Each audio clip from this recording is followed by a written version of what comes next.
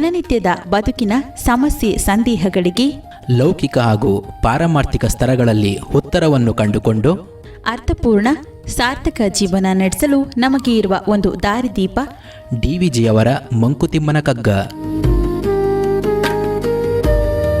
ಕನ್ನಡದ ಭಗವದ್ಗೀತೆ ಎಂದು ಪ್ರಸಿದ್ಧವಾದ ಈ ಜ್ಞಾನ ಭಂಡಾರದ ಅನಾವರಣವೇ ನಿತ್ಯದ ಬದುಕಿಗೆ ಕಗ್ಗದ ಬೆಳಕು. ತಪ್ಪದೇ ಕೇಳಿ, ಪ್ರತಿದಿನ ಬೆಳಗ್ಗೆ 7:15 ನಿಮ್ಮ ಜನಧ್ವನಿ ಬಾನುಲಿಯಲ್ಲಿ.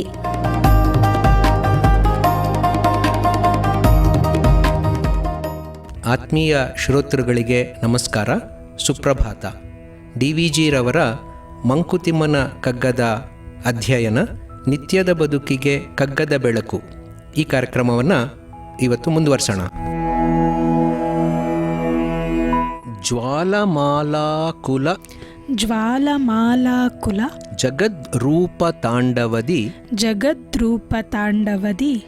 ಲೀಲೆಯಿಂ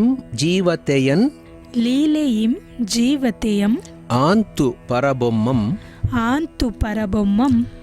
ತಾಳಲಯ ಮೇಳದಿನ್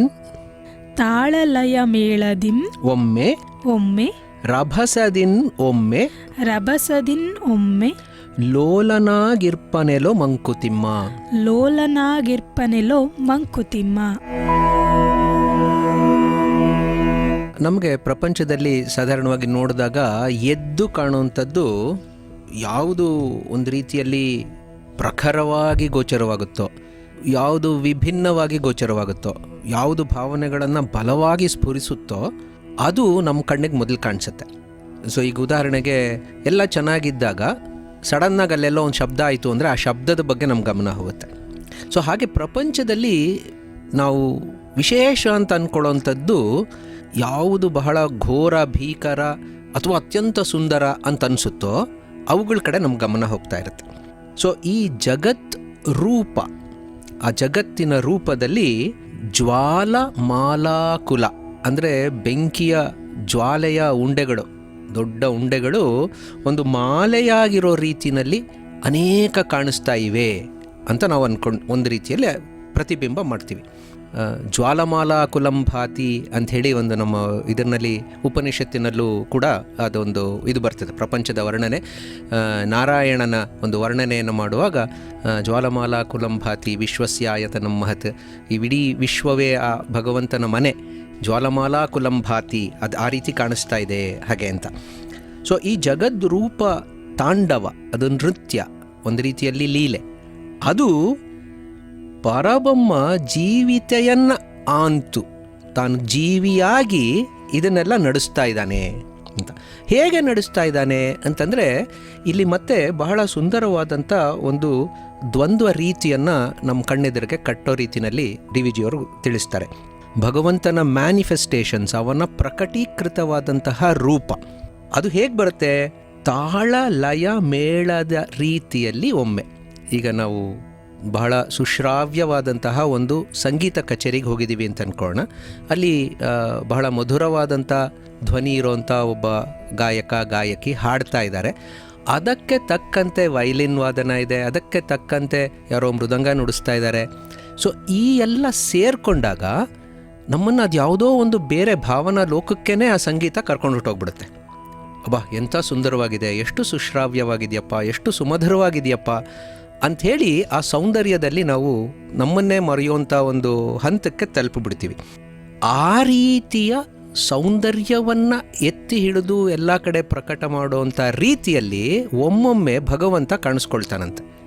ಕೆಲವೊಮ್ಮೆ ರಭಸದಿಂದ ಕಾಣಿಸ್ಕೊಳ್ತಾನೆ. ಎಲ್ಲ ಒಂದು ಜೋರು ಪ್ರವಾಹ ಬಂತು, ಇರೋದನ್ನೆಲ್ಲ ಕೊಚ್ಕೊಂಡು ಹೊರಟೋಯ್ತು. ಆ ಥರದ ರಭಸದಿಂದ ಕಾಣಿಸ್ಕೊಳ್ಳೋದು ಯಾರು? ಭಗವಂತನ ಪ್ರತಿರೂಪವೇ. ಆದರೆ ಅದು ಈ ರೀತಿ ನಮಗೆ ಕಾಣಿಸ್ಕೊಳ್ತದೆ. ಸೊ ಅದರಲ್ಲಿ ತಾನು ಮುಳುಗೋಗಿದ್ದಾನೆ ಅಂತ. ಇದು ನಾವು ನಮ್ಮಲ್ಲೆಲ್ಲ ಕ್ರಿಕೆಟ್ಟು ಬಹಳ ಎಲ್ರಿಗೂ ಆಸಕ್ತಿ ಇರೋವಂಥ ಕ್ರೀಡೆ. ಮೊದಲಿನ ಕಾಲದಲ್ಲಿ ಟೆಸ್ಟ್ ಮ್ಯಾಚ್ ಅಂತ ಆಗ್ತಿತ್ತು, 5 ದಿನ ಟೆಸ್ಟ್ ಮ್ಯಾಚು. ಅದೇ ಪ್ಲೇಯರ್ಸು, ಅದೇ ಬ್ಯಾಟ್ಸ್ಮೆನ್ನು, ಅದೇ ಬೌಲರ್ಸು ದಿನಾ ನೋಡ್ತಾ ಇರೋವಂಥದ್ದು. ಅದು ಬೇಜಾರಾಗುತ್ತೆ ಅಂತ ಅಂದ್ಬಿಟ್ಟು ಆಮೇಲೆ 50 ಓವರ್ 1 ಡೇ ಮ್ಯಾಚ್ ಬಂತು. ಇವಾಗ 2020 ಬಂದಿದೆ. ಸೊ 20 ಓವರ್ ಒಂದೊಂದು ಟೀಮ್ಗೆ 3 ಗಂಟೆ ಕಾಲದಲ್ಲಿ ಮ್ಯಾಚೇ ಮುಗ್ದೋಯ್ತು. ಈ 3ರ ಒಂದು ನಾವು ವ್ಯತ್ಯಾಸಗಳನ್ನು ನಾವು ನೋಡಿದಾಗ ಬಹಳ ಸ್ವಾರಸ್ಯಕರ ಅಂತ ಅನಿಸುತ್ತೆ. 2020ನಲ್ಲಿ ಆಡೋಂಥ ವ್ಯಕ್ತಿಗೆ ಬೇಕಾಗುವಂಥ ಕೌಶಲ್ಯವೇ ಬೇರೆ. ಈಗ ಎಲ್ರಿಗೂ ಬಹಳ ಜನಪ್ರಿಯವಾಗಿರುವಂಥ ಹೆಸರು ಅಂತಂದರೆ ವೈಭವ್ ಸೂರ್ಯವಂಶಿ. ಕೇವಲ 15 ವರ್ಷದಲ್ಲಿ ಇಡೀ ಜಗತ್ತನ್ನೇ ಅಲ್ಲಾಡಿಸ್ಬಿಡ್ತಿದ್ದಾನೆ ತನ್ನ ಕ್ರಿಕೆಟ್ ಕೌಶಲ್ಯದಿಂದ. ಅವನಿಗೆ ಹಾಕಿದ ಬಾಲೆಲ್ಲ 6, ಅಬ್ಬಬ್ಬ ಇಲ್ಲಪ್ಪ 6 ಹೋಗಲಿಲ್ಲ ಅಂದರೆ 4. ಸೊ ಹೀಗೆ ಆಡೋಂಥ ರಭಸ ನಮಗೊಂದು ರೀತಿಯಲ್ಲಿ ಬೇರೆ ಅಂತ ಕಾಣಿಸುತ್ತೆ. ಆದರೆ ಈ ಕ್ರಿಕೆಟ್ ಆಟ ಬರೀ ಅಷ್ಟೇ ಅಲ್ಲ. ಕ್ರಿಕೆಟ್ ಆಟದ ಬೇರೆ ರೂಪದಲ್ಲಿ ಹಾಕಿದಂಥ ಚೆಂಡಿಗೆ ಡಿಫೆನ್ಸ್ ಆಡೋದು ಕೂಡ ಒಂದು ವಿಧಾನ ಇದೆ. ಸೊ ಯಾವ ಬಾಲಿಗೆ ಡಿಫೆನ್ಸ್ ಆಡಬೇಕು, ಯಾವ ಬಾಲನ್ನು ಸಿಕ್ಸರ್ ಹೊಡಿಬೇಕು ಅನ್ನೋಂಥ ಒಂದು ಪ್ರಜ್ಞೆ, ಒಂದು ವಿವೇಕ ಬ್ಯಾಟ್ಸ್ಮನ್ನಿಗೆ ಇರಬೇಕು. ಸೊ ಆಗ ಏನಾಯಿತು, ಆ ಬ್ಯಾಟ್ಸ್ಮನ್ ಬರ್ತಾ ಇರೋವಂಥ ಬೌಲಿಂಗಿಗೆ ತಕ್ಕಂತೆ ರಭಸದಿಂದ ನಾನು ಹೊಡಿತೀನೋ ಅಥವಾ ನಿಧಾನಗತಿಯಲ್ಲಿ ಅದನ್ನು ಹೊಡಿತೀನೋ ಅನ್ನೋದನ್ನು ತೀರ್ಮಾನ ಮಾಡಿ ಬ್ಯಾಟಿಂಗ್ ಆಡ್ತಾನೆ. ಸೊ ಹಾಗೆ ಅದನ್ನೇ ನಾವು ಈ ಜೀವನಕ್ಕೆ ಹೋಲಿಸೋದಾದರೆ, ಭಗವಂತ ಒಂದು ಕ್ರಿಕೆಟ್ ಮ್ಯಾಚ್ ಆಡ್ತಾ ಇದ್ದಾನೆ ಅಂದ್ಕೊಳ್ಳೋಣ. ಆ ಮ್ಯಾಚಲ್ಲಿ ಯಾವುದೋ ಲೂಸ್ ಬಾಲ್ ಏನೋ ಒಬ್ಬರು ಹಾಕ್ಕೊಟ್ರು ಅಂತಂದರೆ, ಫುಲ್ ಟಾಸ್ ಕೊಟ್ಟರು ಅಂದರೆ ಅದನ್ನು ಸಿಕ್ಸರ್ ಹೊಡಿತಾ ಇದ್ದಾನೆ. ಇಲ್ಲಪ್ಪ ಚೆನ್ನಾಗಿರೋ ಬಾಲ್ ಬಂತು ಅಂದರೆ ಅದಕ್ಕೆ ಗೌರವಯುತವಾಗಿ ಬ್ಯಾಟಿಂಗ್ ಮಾಡ್ತಾ ಇದ್ದಾನೆ. ಸೊ ಒಟ್ಟಲ್ಲಿ ಆ ಆಟದಲ್ಲಿ ತನ್ಮಯನಾದಾಗ ಮಾತ್ರ ಈ ಬಾಲಿಗೆ ಹೇಗೆ ಆಡಬೇಕು ಅನ್ನೋದು ನನಗೆ ಗೊತ್ತಾಗುತ್ತೆ. ಸೊ ಹಾಗೆ ಸಂಪೂರ್ಣವಾಗಿ ಅದರಲ್ಲಿ ಮಗ್ನನಾಗಿ ಯಾವುದು ಹೇಗೆ ಆಗಬೇಕೋ ಅದೇ ರೀತಿಯಲ್ಲಿ ತನ್ನನ್ನು ತಾನು ಪ್ರಕಟೀಕರಣಗೊಳಿಸ್ಕೊಳ್ತಾ ಇದ್ದಾನೆ. ಅದನ್ನು ನಾವು ಹೊರಗಡೆಯಿಂದ ನೋಡಿದಾಗ ನಮಗನ್ಸುತ್ತೆ, ಓ ಇದೆಲ್ಲೋ ತುಂಬ ರಭಸದಿಂದ ಬಂದ್ಬಿಡ್ತಪ್ಪ, ಇದರಲ್ಲಿ ಹೆಚ್ಚು ಏಟಾಗ್ತಾ ಇದೆ, ನನಗೆ ನೋವು ಆಗ್ತಾ ಇದೆ ಅಂತ. ಇನ್ನೊಂದು ಥರ ನೋಡಿದಾಗ, ಓ ಇದು ತುಂಬ ಚೆನ್ನಾಗಿದೆಯಪ್ಪ, ಇದು ನನಗಿಷ್ಟ ಆಯಿತು ಅಂತ. ಸೊ ಹೊರಗಿನಿಂದ ನಾವು ನೋಡುವಾಗ ಈ ವ್ಯತ್ಯಾಸಗಳು ನಮಗೆ ಕಾಣಿಸುತ್ತೆ. ಆದರೆ ಭಗವಂತನಿಗೆ ಎರಡೂ ಒಂದೇ. ಯಾಕೆ, ಭಗವಂತನ ಉದ್ದೇಶ ನನ್ನನ್ನು ಸಂತೋಷಪಡಿಸ್ಬೇಕು ಅಂತ ಅಲ್ಲ, ವ್ಯವಸ್ಥೆಯಲ್ಲಿ ಸರಿಯಾಗಿರಬೇಕು ಅನ್ನೋಂಥದ್ದಾಗಿರುತ್ತೆ.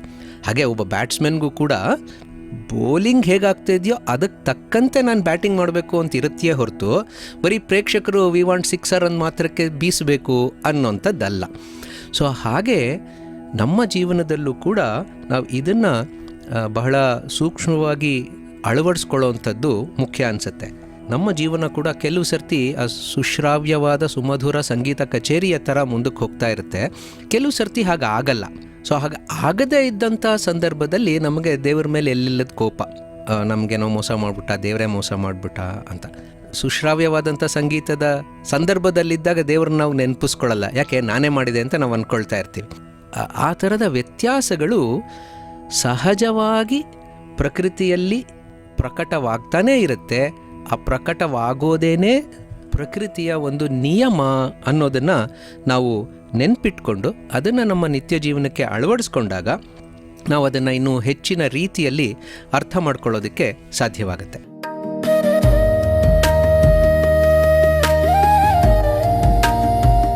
ದಿನನಿತ್ಯದ ಬದುಕಿನ ಸಮಸ್ಯೆ ಸಂದೇಹಗಳಿಗೆ ಲೌಕಿಕ ಹಾಗೂ ಪಾರಮಾರ್ಥಿಕ ಸ್ತರಗಳಲ್ಲಿ ಉತ್ತರವನ್ನು ಕಂಡುಕೊಂಡು ಅರ್ಥಪೂರ್ಣ ಸಾರ್ಥಕ ಜೀವನ ನಡೆಸಲು ನಮಗೆ ಇರುವ ಒಂದು ದಾರಿದೀಪ ಡಿವಿಜಿಯವರ ಮಂಕುತಿಮ್ಮನ ಕಗ್ಗ.